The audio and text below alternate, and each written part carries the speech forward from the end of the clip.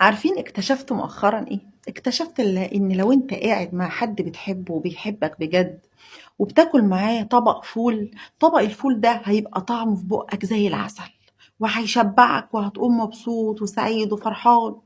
واكتشفت كمان لو انت قاعد ومعزوم عند حد مش بيحبك بس مضطر ان انت تروح، او قاعد معاه غصب عنك وبتاكل على الطبلية او على السفرة ما لذ وطاب، صدقني طعم الاكل هيبقى طعم وحش وهتقوم نفسيتك زي الزفت.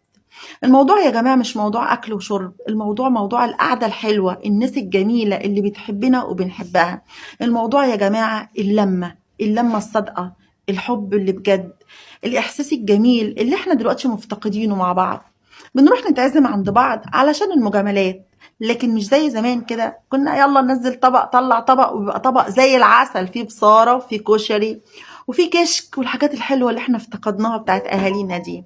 يا ريت نرجع ايام زمان تاني ونحب بعض بجد، محدش واخد منها حاجه ما دايما لوجه الله. ولما تحب تاكل مع حد، كل فول بس مع حد بيحبك وبتحبه بجد.